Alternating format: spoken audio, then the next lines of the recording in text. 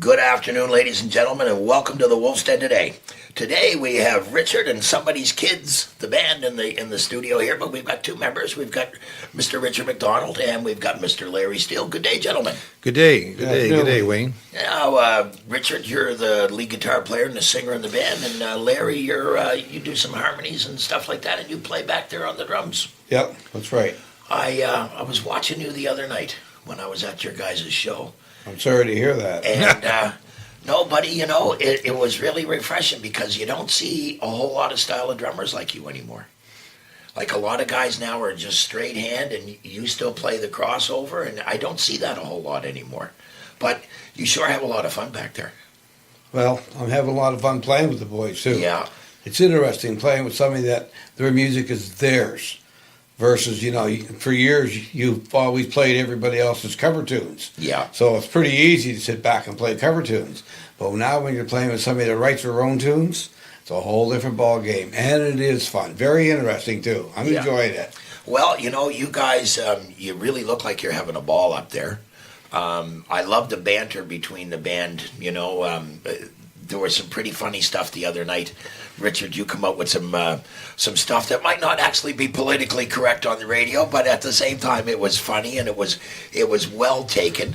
And but you guys just have a lot of fun up there. Yes, I should correct. I'm not the lead guitar player. I play rhythm. That's Julian, right. Julian Blick plays lead. But we have a lot of fun.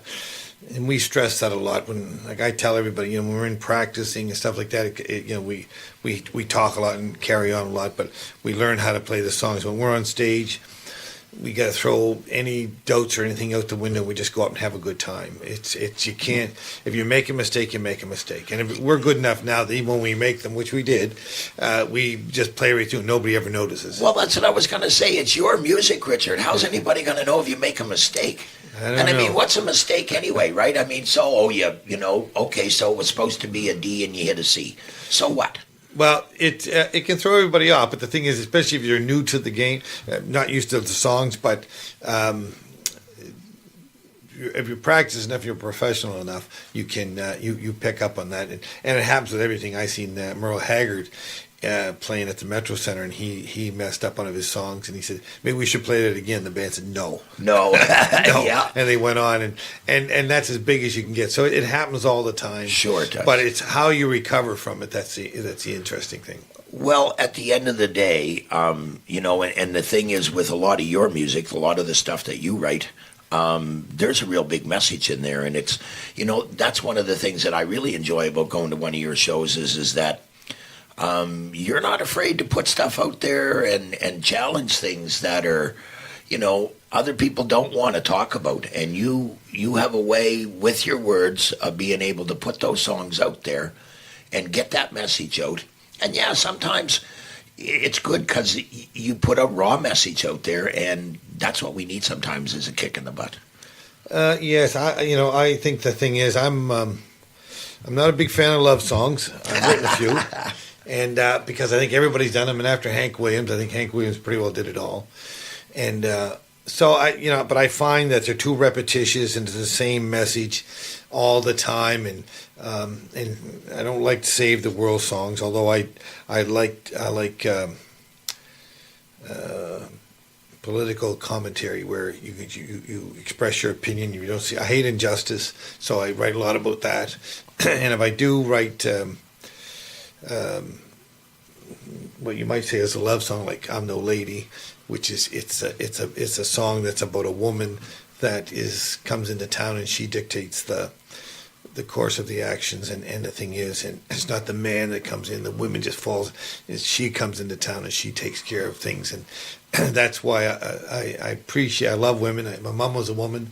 And I never got over that. She was a great role model for me, and so I respect women an awful lot, and I think they don't get their just dues. I agree. Now, I was just going to ask you about I'm No Lady. We're going to listen to that here in a couple minutes, and we're also going to listen to You're All Going to Hell. Well, yeah, You're All Going to Hell was basically, I was watching the CNN, and they showed the Canadian military leaving some people in Darfur, and they were saying, or Rwanda, I can't remember now, but one of them. And the thing is, the people were saying to the Canadians, "Don't leave us; they're going to kill us. Those people over there are going to kill us." And what happened was they left. They couldn't do nothing because the greatest world stopped them from helping these people. They came back. They were all dead, and my heart just sank. I said, "Wow!" I said, "I can't believe this." So, and I just got mad, and I wrote that song in about 15 or 20 minutes, and it just poured out of me. I was so furious, and I couldn't believe it. And it's just things like that go on in the world. I mean, I know there's all kinds of reasons why things happen, they say, and all this, but the bottom line is there's no need of this. They could, if they wanted to stop the refugees, that go over there and rebuild their homes, that the Americans bombed, and probably Canadians that bombed the hell out of, go over and rebuild them, and they'll go back. They're not looking to leave their country. They just have to because they got nothing there. Well, when there's rubble and bombs, then there's not much else you can do, and the humane thing to do is to take them in. And good on you for writing songs like that, Richard, because the world needs to know that, you know what? A lot of times the way we treat people, we are all going to hell. Yeah. Well, songs are pretty relevant to a lot of situations that are going on today. Yeah.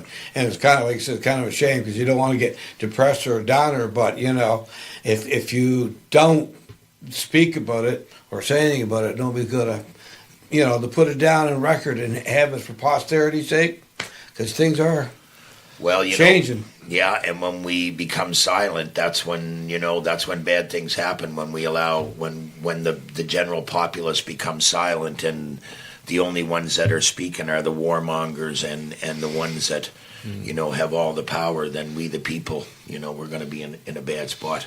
The thing about that, they're all going to hell. I put it on YouTube in a pictorial thing, and my piano player Melissa Martin, she said, "You can't put that up there." She said, "That's too graphic." I said, "We have to." So we put a little disclaimer there saying that it's very graphic, and the thing is, it's pretty. People that have seen it, it really fits the song, but it puts a whole new light on it. It's very horrific, the things that happen to people, and like I said, the whole idea was telling these people that are committing all this horrific things, there's a hell and they're going to it. You betcha. All right, ladies and gentlemen, let's listen to I'm No Lady and You're All Going to Hell from Richard and Somebody's Kids right here on CIOE 97.5, the home of East Coast music.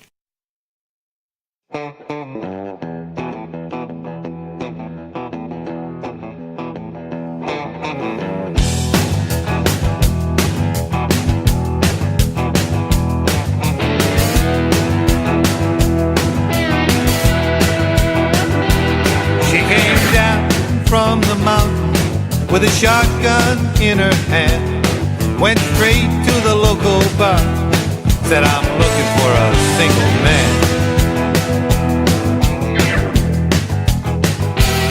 Her face was thin and hungry, she smoked a cigar. Don't judge me by the cover, I've traveled very far. I'm no lady and I live off the land, but I'm the right kind of woman for the right kind of man.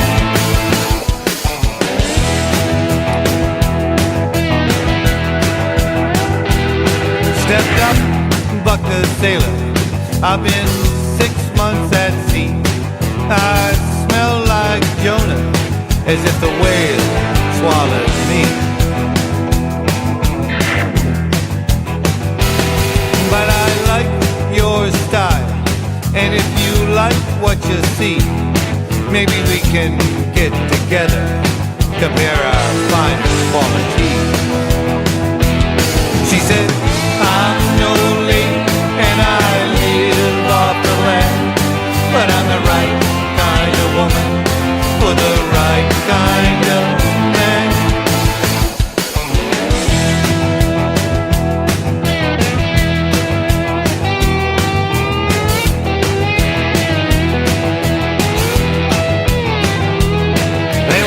To the bartender, give us a room for the night, draw some hot water and let's do this right.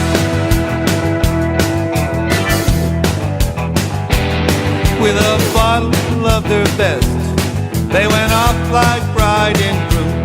It was more than a week before they left that room.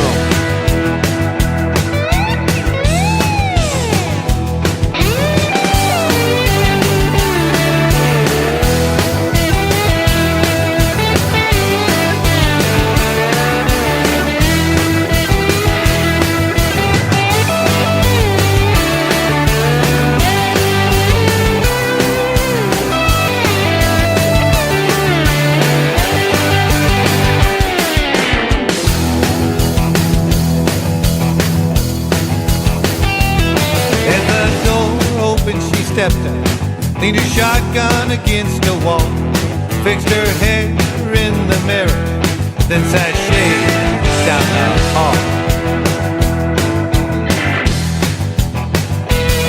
The sailor closed behind her was heard to say, I'll be back in 6 months.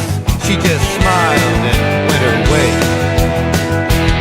She said, I'm no lady, I live off the land, but I'm the right kind of woman for the right kind of man.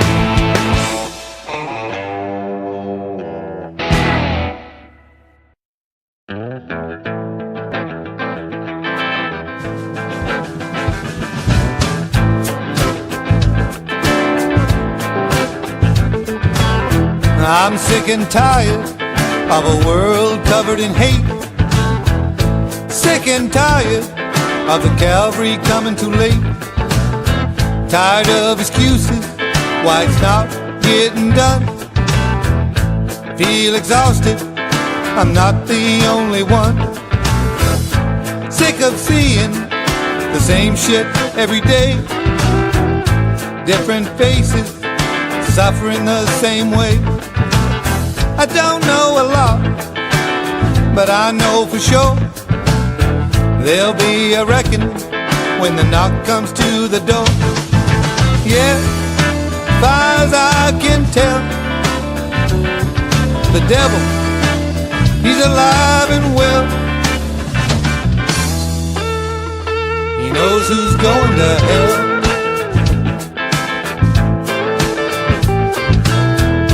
CEOs in it for the money, dictators that rule foreign land, companies that poison the future of our children, like rapists and killers, the worst kind of sin. Pimps living off women they call whores, members of the UN, Rwanda, Darfur. Are you drug dealers stealing human souls? Where do you think you're going? Well, I know, yeah, as far as I can tell, the devil, he's alive and well. You're all going to hell.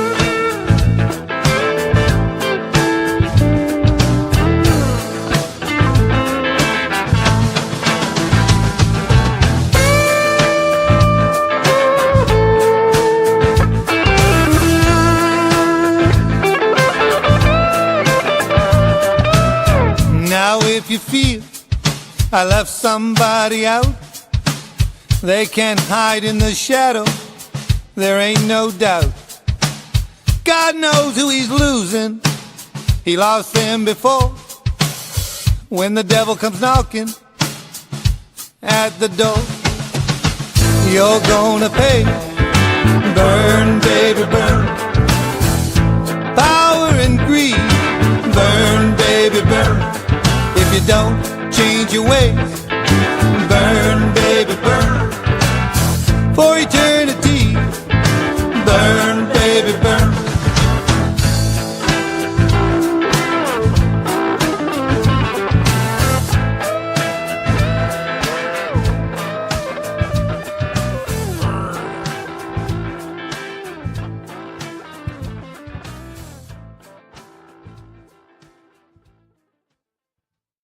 Welcome back to the Wolf's Den, ladies and gentlemen. We've got Richard and Somebody's kids in today. We've got Mr. Richard MacDonald and Mr. Larry Steele. Now, ladies and gentlemen, if you're from the Sackville area and you've ever been into Payzance, there's a very good chance that you know Mr. Larry Steele. Larry, how's retirement treating you, pal? Absolutely fantastic. Do you wonder now how you ever had time to work? I do retail detail. Let me tell you, I Wayne. tell you. It's quite a difference. You're waiting on people, and I enjoy doing the job. It was fantastic. Met really a lot of nice people, but it's a little rough sometimes, especially now with the big box stores and online shopping. As everybody is so in tune to, they got more knowledge than most of the people working in the stores now anyway. So a lot of times. You got that right. So Yeah. you got to be on your game, and if you're not on your game, there's all kinds of places they can go find other game. Well, I can tell you right now, when Larry Steele was working at Payzance and you needed something in the plumbing department, if Larry didn't know about it, you didn't need it. That's all there was to it. If you went in there and asked for something and Larry said, what? What are you looking for? If you had some weird thing in your head, if he would know whether or not you were looking for the right thing or not, I can tell you. Well, thanks, Wayne. It's a nice compliment. And I think it's part of, I'm not even a plumber, I'm a drummer, which rhymes. But the biggest thing is eye contact is very important. Yeah. I said to a customer one time, I said, I'm going to do something very strange that most people aren't used to doing. She said, what's that? I said, I'm going to look in the eyes and ask if you need any help. She turned and fainted.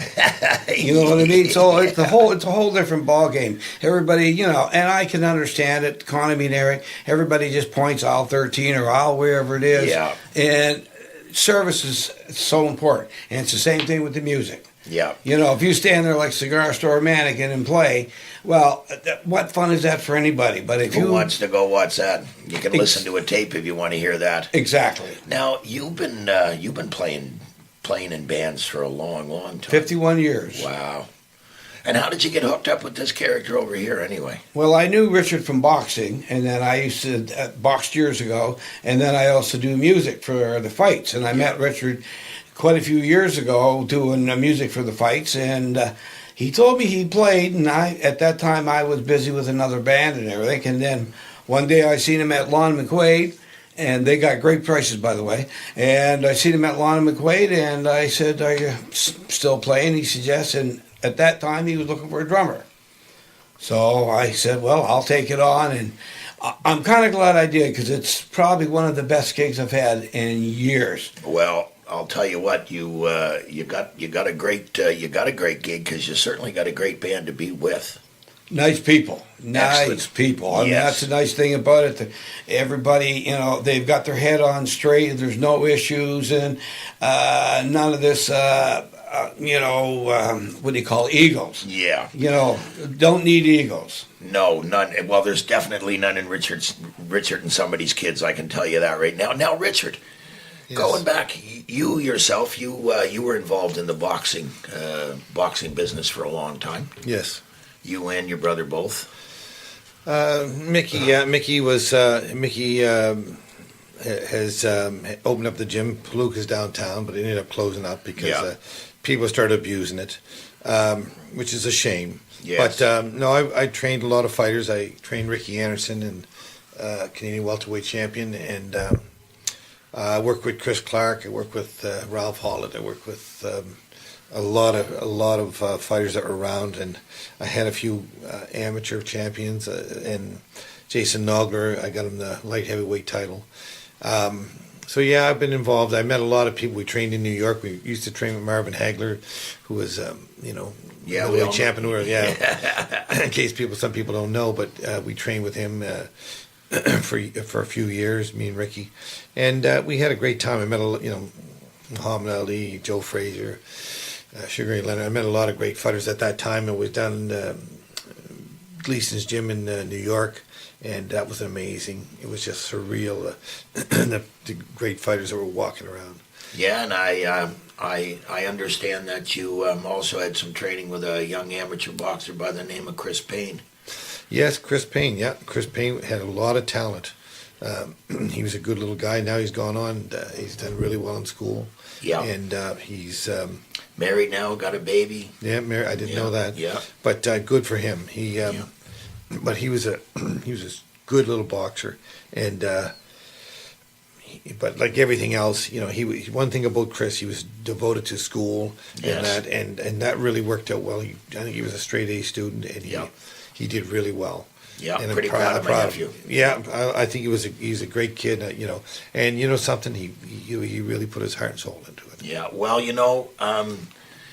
had something to do with that. You've shaped a lot of character in a lot of young men and a lot of young women, and you're continuing it on now. I think the idea of the East Coast Boxing Club putting on music shows, I think, is genius. And ladies and gentlemen, I'm here to tell you right now, if you hear that Richard is putting on a show in his club, you need to get there. One of the best venues that I've been for live music in a long, long time. I was a little suspect when I went in. I looked at the place and I thought, oh boy, how's this going to sound in here? I'm kind of in a tin can. I'm here to tell you, ladies and gentlemen, the acoustics in the place are fantastic.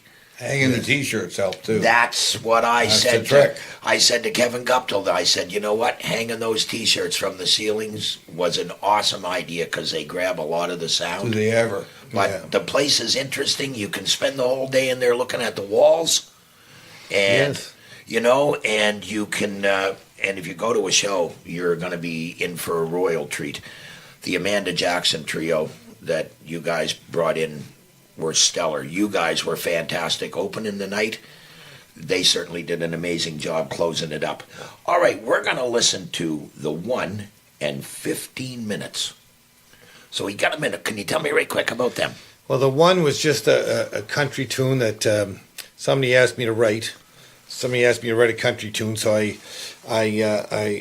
that's what came out of that. And 15 Minutes was a song I wrote back when I was a kid. I completely changed it around, but it was just about. I remember I was only 16 or something like that, and I was watching this band, and I said, I wonder where they're going to be in the future. And then I started seeing things about how bands at the end of the whole thing, they have nowhere to go, and they're just playing in little clubs, and then I thought that was interesting. So that's how those two songs came. All right. Okay, ladies and gentlemen, sit back and relax and listen to some good tunes from Richard and Somebody's Kids right here in the Wolf's Den on CIOE 97.5. It's a cold country morning. I lay shivering in bed. My old bell clock is ticking just a foot from my head. Time to get up, a new day has begun. Lots of chores that might not get done. Reach for my boots as I roll out of bed, dust the wrinkles from my clothes. Then I recall what she said. I walked to the door, stepped into the light. What you see is what you get. After drinking all night, well, I know I'm wasting away. Don't have what it takes today. Feel my power is gone. I'd say you're still the one.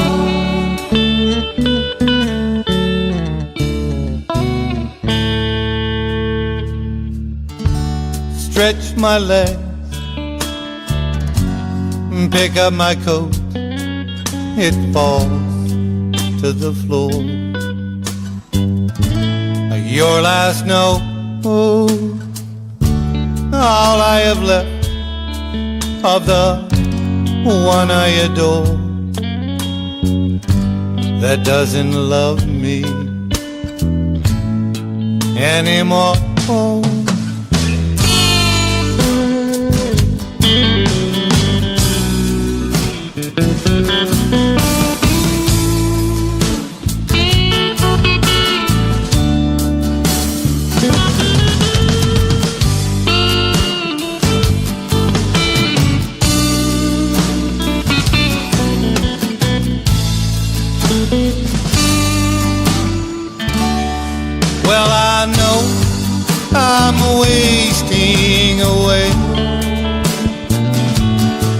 don't have what it takes today.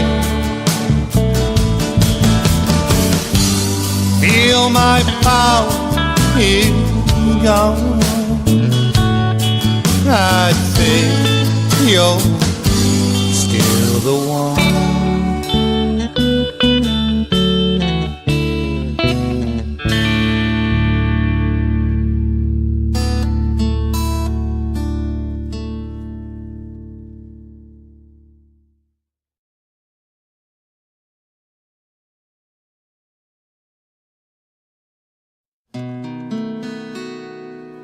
I'll be your fool if you want me to. I've nowhere to go. There's no light in my window, no knock on my door, not like before. I've had a long life with lots of in-between. How many I'm not sure. As a young man, a lion out of my teens, you should have heard me roar, but not anymore. There was a time I was on top of the world, a steady diet of drinking, drugs, and girls. My music played, they gathered at my feet, always wanting more. The women I adore. Well, I sang about the loves of my life, all its tragedy, how fame and all its glory never affected me. They'd hang on every word I said as if I was a god. Now I finally come to understand exactly what I was. Just a man, 15 minutes, no more. When it was over, my body bruised and sore. All my friends were nowhere to be found. Quietly I swore as I rose off the floor.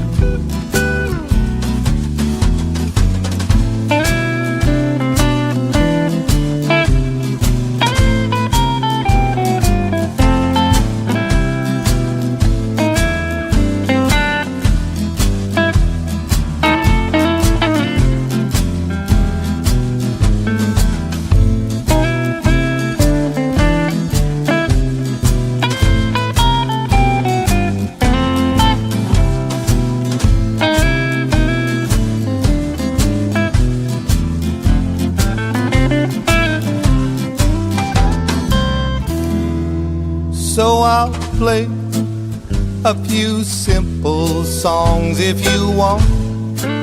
You can sing along. It's not how it used to be.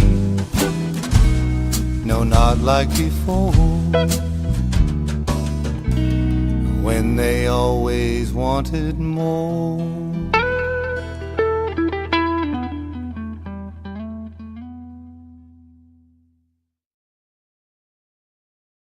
Welcome back to the Wolf's Den, ladies and gentlemen. We have Mr. Richard MacDonald in the studio today and Mr. Larry Steele, two members of the group Richard and Somebody's Kids. Now, Richard, we were talking just a little bit off mic here, and I said that I like the way you write because I like the way that you view the world, and I like the way that you don't sugarcoat it and you don't dumb it down. You like we've already said, you say it like it is, and but the other thing that impresses me is that you're actually looking. so many of us today are like horses with blinders on. Like the only thing we can see is what's exactly in front of us. And to me, it just seems like you've got some peripheral view. Yes, I wrote a song called Take the Lead. And in the song, there's a line that says, I don't want to look and never see what's out in front of me. And the thing is, so to answer your question, yes, I do. I'm always looking. I've always been aware of my surroundings, and my mother taught me empathy and with our whole family, and she was a very caring woman, and we really loved her so much, but she worked so hard for us, and she had 7 kids, and but the thing is, along with my father, they had a tough life. Everybody's, didn't have a lot of money back then, but anyway, so the thing is, so I guess that's where it is. I always look for justice, and it's not about what I like to see justice. I think justice is when everybody's treated right, and when people are. There's nothing worse than seeing, I guess, the Donald Trumps of the world, and people that believe in them and think that everything, make excuses for all the lies, all the deceit, and that's so troubling. It's so hurtful, and I said, the good in life, the good things in life, are always an uphill battle, because of greed and lust and all the other things that go along with the world, and people want everything and want it now. They don't want to have to work for it. But then it's not good. No, it's not. And the thing is, so what I write about is about things that I feel when people are being taken advantage of, or we're not helping the people that we should, things like that. So let's go back a little bit. So where did you grow up? I grew up in Fairview. Okay. Yeah, on McFatridge Road, 35 McFatridge Road, and it was a time when not a lot of people had a lot of money on that road, and so we all kind of grew up. We didn't know, we used to go in the Christmas wish book and ask for everything. We get one thing, but we were happy with it. We didn't care. It was just, It was the thought of wishing for it that we thought was more fun than actually getting it, and it was a good time. Like I said, I learned a lot of empathy from my mom, and so again, like I say, it was something that I carried on in life, and I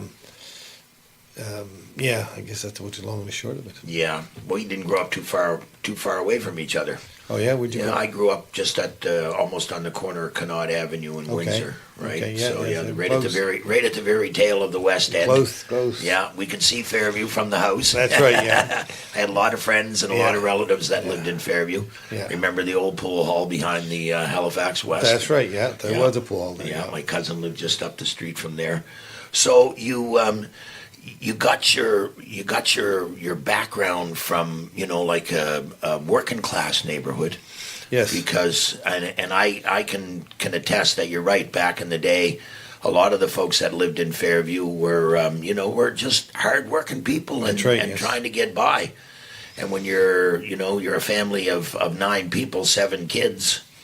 That's a lot of food to be pumping in, isn't it, Larry? It's a lot of work to be going on. But let me tell you, you got that right. But something, the thing is, that's what creates good, strong people is hard times. I think that when you're given everything, it destroys something, that the ambition and in life that everybody needs. And I think when you grow up and you realize that you have to work for everything, and there's this period of time that you have to work for it, that is really important. And the thing is, instead of just giving everything you want. Well, that's it. I mean, look, if I give you $100, Yes. you're going to take that $100. You go and blow it. Yes, you're right. Right? Because there's no investment to you. I just gave it to you. That's right. So you didn't have to do anything for it, right? But go dig a ditch. Yes. Or go do something that makes you sweat or makes you work or makes you growl. Yeah, that's right. For that $100. then that $100 is going to Means stay in something. your pocket just a little bit longer because you're thinking, I'm not going to waste that because I That's worked right. hard to get it. Well, that's the way we were brought up. Exactly. That's the whole different ballgame, right? Exactly. We were brought up that if you want something, I'll take the 100 though, Wayne. No issues there. I have no oh, problem. sure, Larry, I'll give you a $100 bill. I don't know where you can spend it, but Oh, I know where I can spend it. but seriously, you know, like I can remember I didn't like the clothes my mother was buying me. Right? My mother said to me, "You don't like what I'm buying you? Buy your own." I was 11 or 12. I said, "Sounds good to me." I started collecting bottles, started shoveling snow, started raking leaves, doing whatever I could do, going picking up groceries or whatever I could do for the neighbors. So I was 11 years old. I started buying my own clothes. And I bought nice clothes, and I still buy my own clothes. That's why you're styling so well, Wayne. Exactly. I can There see you go. it Yeah. very well.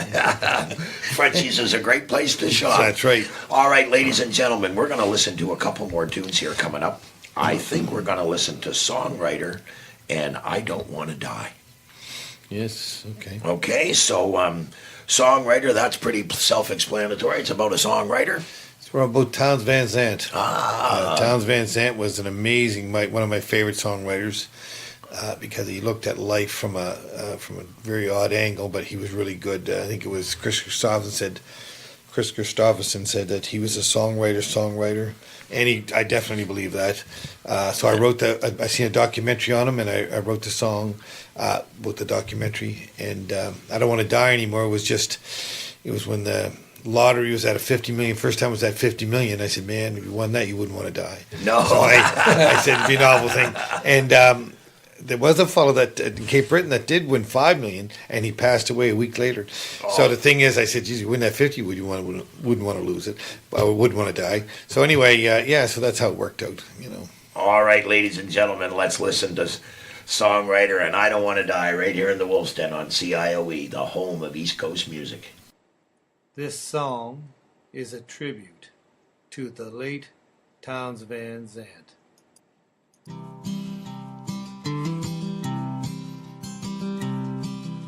I heard a new song written by someone in a lot of pain.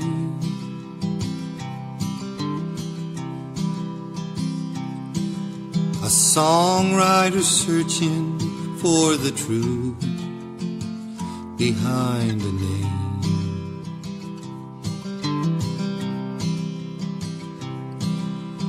Pouring out his heart, trying to fill a hole with a stroke of a pen. But there's no rhyme or reason that can heal, bring it back again.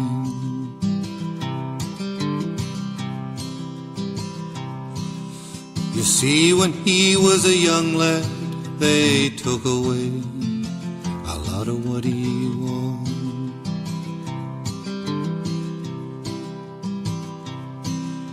To save him from himself, the doctor played God.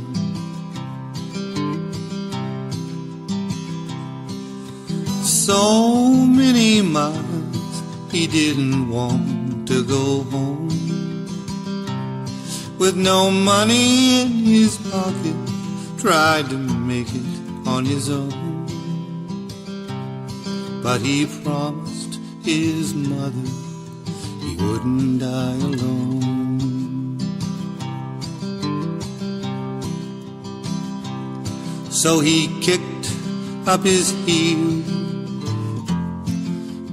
headed down the road.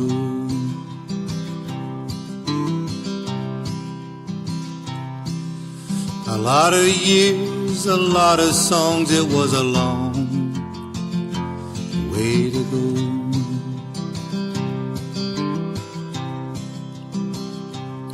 Now I heard that young lad grew old before his own eyes.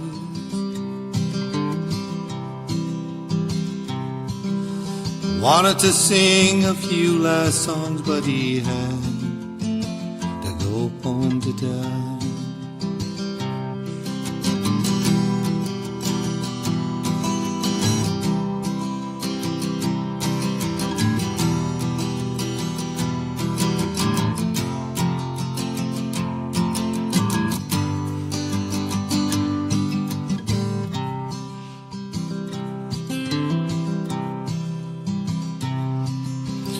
Did he make peace in life? I'm not sure. But he accepted death.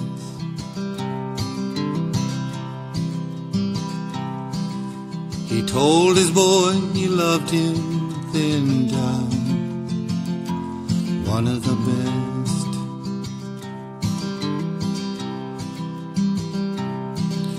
A songwriter searching for the truth behind his name.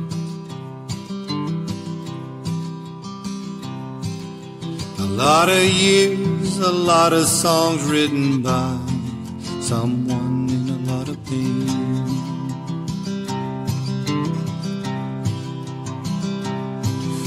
So many miles he didn't want to go home. With no money in his pocket, tried to make it on his own.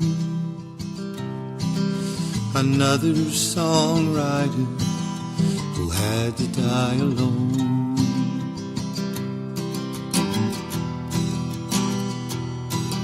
Alone.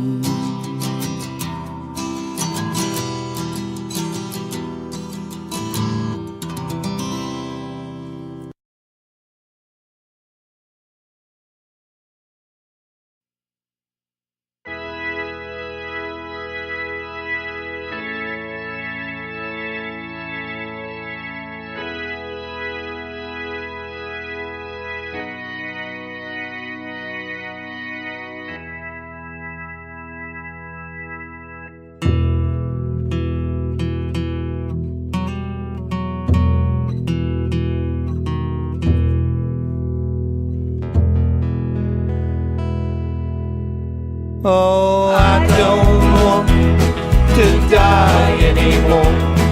I raise my hands, pray to the Lord. It was an option when I was so damn poor, but now I don't want to die anymore. Most of my life I've worked 2 jobs, saving quarters, nickels and dimes. Terrified the phone would ring, I was always one bill behind. Then one day I was walking down the street, I saw something I never seen before. A window sign read, "Have faith in the Lord." It was hung in a lottery store. Oh, I don't want to die anymore. I raise my hands, pray to the Lord. It was an option when I was so damn poor, but now I don't want to die anymore. Well, I took my last dollar, went on in. I was sure God gave me a sign. When I checked my number, realized my win, left that poor life behind. Yeah.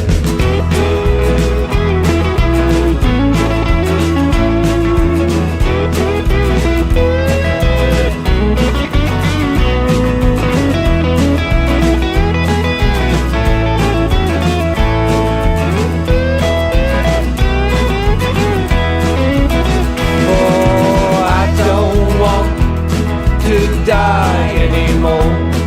I raise my hands, thanks the Lord.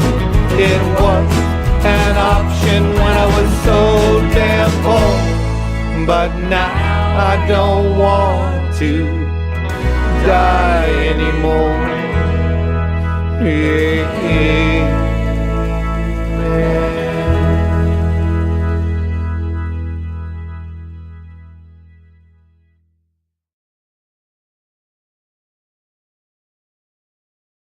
Welcome back to the Wolf's Den, ladies and gentlemen. We're happy to have Mr. Richard MacDonald and Mr. Larry Steele in the studio with us today. Now, gentlemen, you guys have been keeping busy.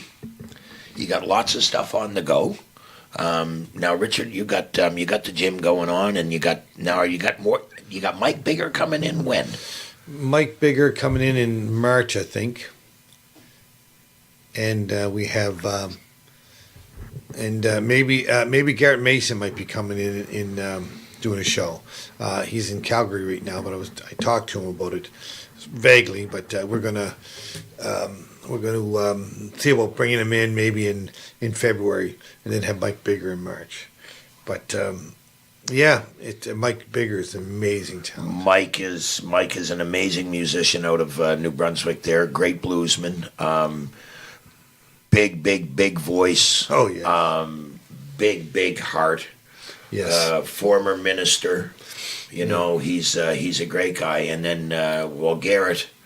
Garrett's just Garrett. What can you say? You already said it. Garrett.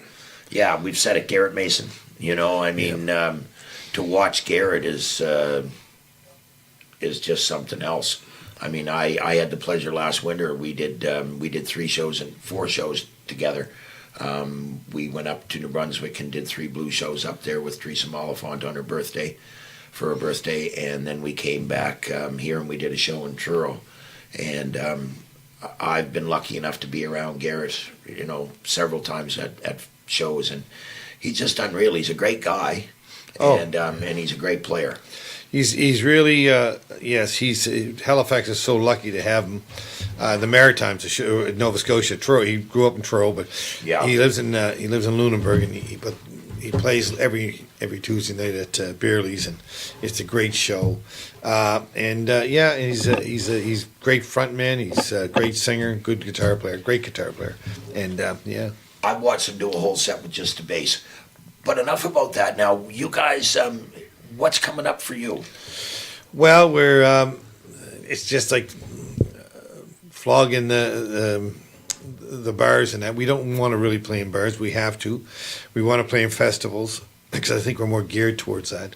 And we got a fellow came down from Hants County Festival up there. I forget what it's called. Kevin Guptill, and that's the Hansport Festival. Yeah. Yeah, Kevin was with me. He was there Saturday night. That's right, yeah. And he offered us a chance to play up there in 2020. But we asked him, say, if there's ever a cancellation this year or anything we squeeze us in, really appreciate it. But he came down all the way down to just to listen to us with Amanda Jackson was that night, and I guess he was impressed because he him and I sat together for the entire night, and there was a lot of wowing. Let me put it to you that way. So so we're so the thing is, I think if we get in festivals, that's where, and we want to do it. We're not trying to knock Justin Bieber off the charts or nothing. You know, we want to just play festivals and meet. We're really more excited about seeing other groups playing and stuff like that, and it's a real community, that music community, as you know. Oh, you know what? I love the festival circuit. It's fantastic. I've kind of backed off a little bit of some of the stuff that I do. I'm not adverse to doing a few more festivals. If somebody out there is looking for an MC, I'm not adverse to that. Sure. I'm never adverse to taking an MC job anywhere at all. I really and truly hope that you guys get into some festivals this summer. I would love to see you at some of the festivals that I go to. Yes. And because, again, I think your brand of music and what you guys are bringing to the stage is something totally different than anybody else that's out there. I want to thank you because I love the fact that you're bringing us real music, okay? It's from the heart, the lyrics. Sometimes, you know, some of those bubble wrap people out there might get a little bit squeamish, but at the same time, you're saying what a whole lot of people are thinking. Yes. And just don't have the gumption or sometimes maybe not the fortitude to come out with what you're saying. But I appreciate that from you, my friend. I thank you for it. And, thank you. And I know that there's people in the music world that thank you for it. I know there's people in the listening world that are thanking you for it because they love your music. Thanks so much. Mr. Larry, such a pleasure to see you again, my friend. Well, thanks, Wade. I was just speaking about playing in bars. We did a bar a couple of weeks ago, and I said, let's leave our song list behind. And I said, the next band that takes a look at our song is going to say, what the heck is that? 'Cause there's not, lemonade and all kinds of stuff. So I said, that would really give them a little bit of who were these cats. Exactly. But yeah, it's a pleasure to be here, Wade. Well, it's been a pleasure to have you. Ladies and gentlemen, as we always say here on the Wolf's Den, please, please be nice to one another. Be kind. And always, always, always hug the ones you love.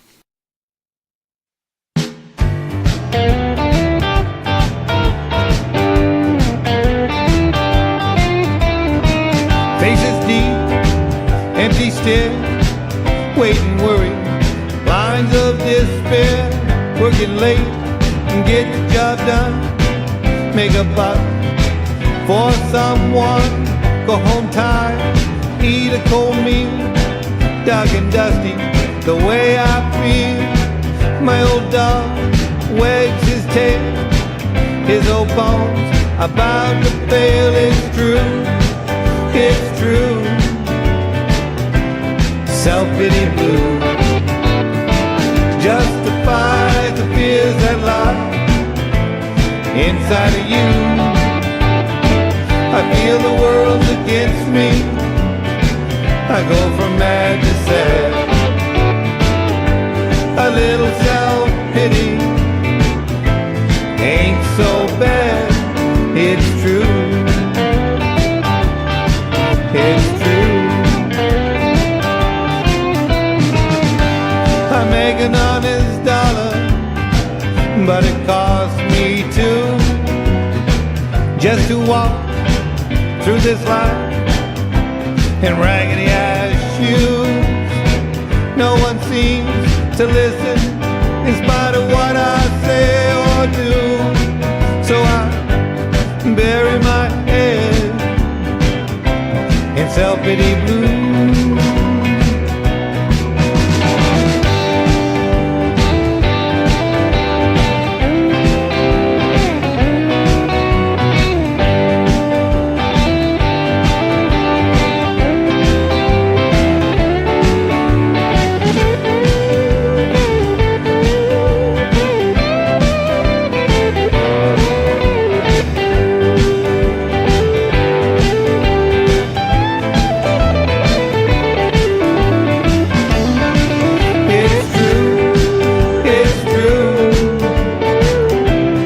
Self-pity blue justifies the fears that lie inside of you.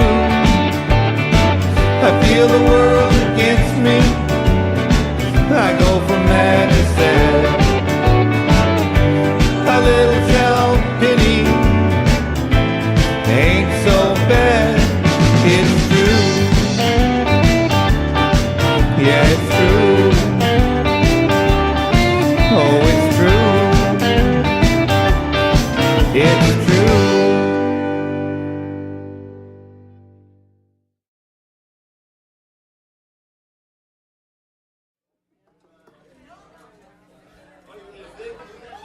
Ready? I want. Well, the rain pouring down, got nothing to do, so I put on my player and turn on some music. Cooling down, sliding your feet, dancing to the hooker beat. My phone starts ringing, I knock on my door. My friends come around, they're a little bored. Relax, I tell them what works for me is dancing to hooker John Lee. A boom, boom, boom, boom, gonna shoot you right down, knock you off of your feet. I'm in love with you. A boom, boom, boom, boom, take you home with me.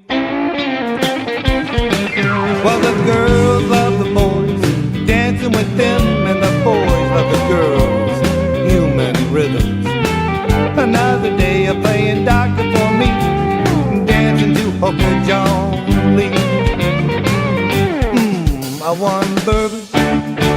one scotch, I one beer. Hey, Mr. Bartender, come here. I want another drink and I want it now. My baby, she gone tonight.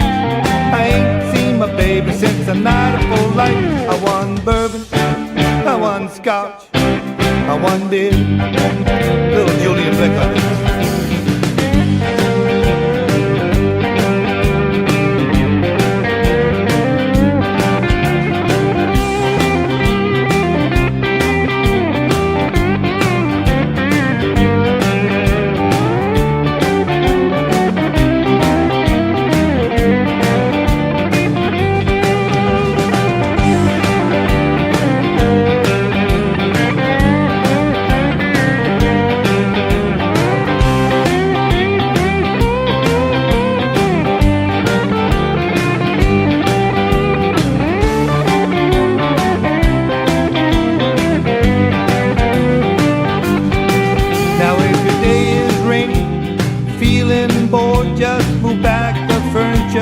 Open the floor, the curious music, moving your feet, dancing to the hooker beat.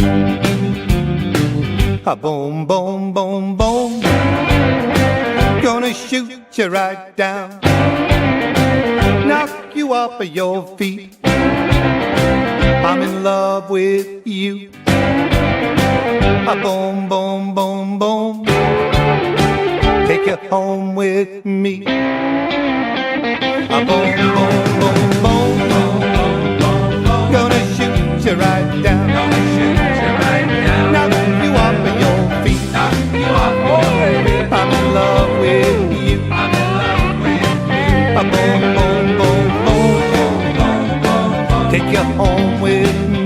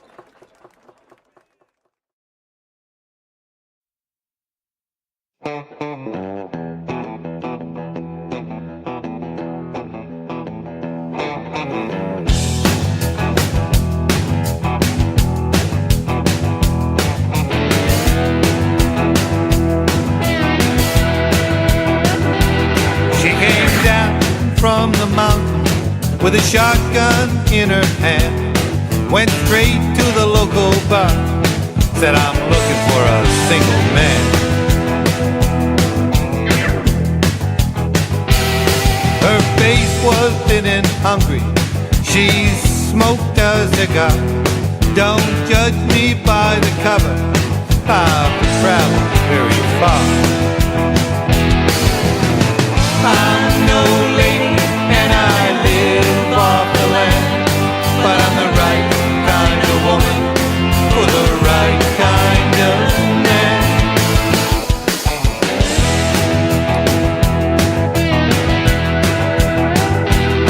Stepped up, bucked a sailor, I've been 6 months at sea. I smell like Jonah, as if the whale swallowed me.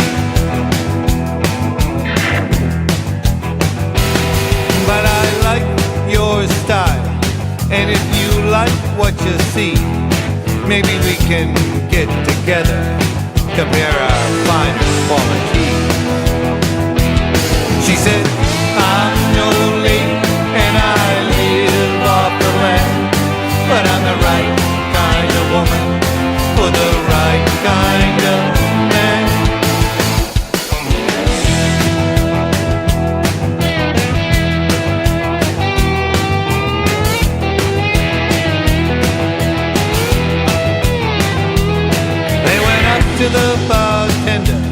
Give us a room for the night. Draw some hot water and let's do this right.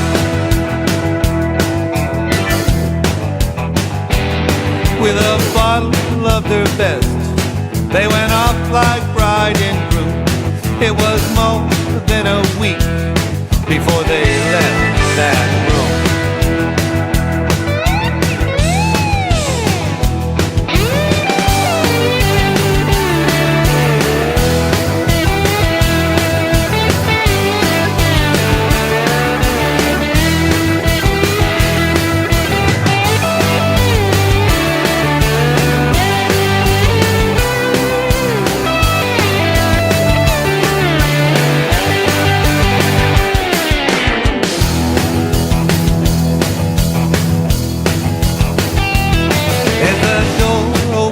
Stepped up, leaned her shotgun against the wall, fixed her hair in the mirror, then sashayed down the hall.